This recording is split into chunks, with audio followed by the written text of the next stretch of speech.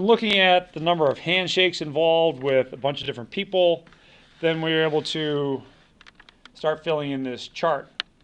And what we notice as we fill in this chart is that to get from one term to the next, to go from here to here, you added 2. Here to here, you added 3. Here to here, you added 4. If I want to get this next term, I'm going to take this term plus this term, gives me that one, and so on. And so that's a nice inductive argument or inductive way to format your Google Sheet. You can format it all the way down like that.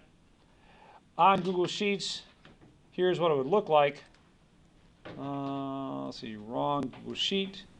Where did it go? Oh, no, it was in Excel. My bad. All right, so in Excel, you're going to take an equals this cell plus this one. And oops, where did I go wrong? Let's try that again. Equals this cell plus this one should be 15. Now, we got to drag this all the way down. Let me show you a nice little trick for not having to drag it all the way down. Put your cursor in the bottom right-hand corner until it forms a plus sign. And instead of right-clicking, left-click twice, and it'll automatically fill out all the way down as long as there's something next to it. So that's not a big deal for something like this, but if you had a column that was hundreds of entries long, it's really nice not to have to drag all the way down to that bottom column. Layla, is there a question on that? Do you want me to show that trick again?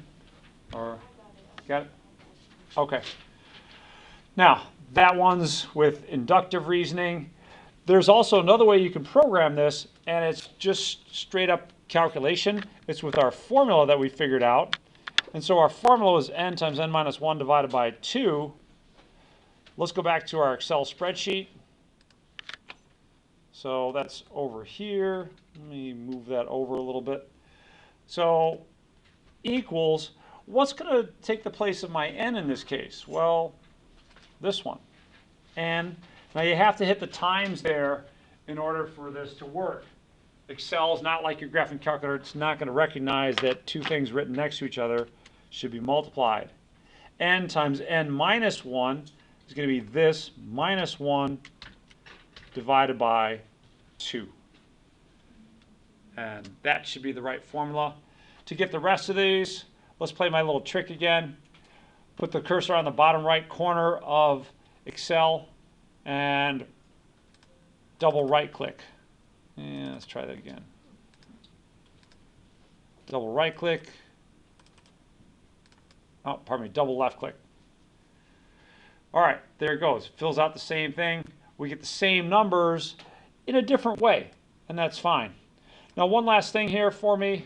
When you export this, if you did this, in Excel, let's take a quick look here. If I tried to print this, take a look at how it's printing. It's printing off on 2 different pages. It'd be nice if it printed off on 1 page. So here's what you can do. Let's delete this column or this table right here, and then scooch that in. And I'll delete this one as well and scooch that in just a little bit, just enough. Now when I print this, let's take a quick look at the print preview here. Print, you can see that all of it's on one sheet. So I'd appreciate if you do this way as you're handing in your tech assignments. That way it's a little bit easier for me to grade and I don't have to go back and add points because I missed something for you. So, comments or thoughts on that? Yes?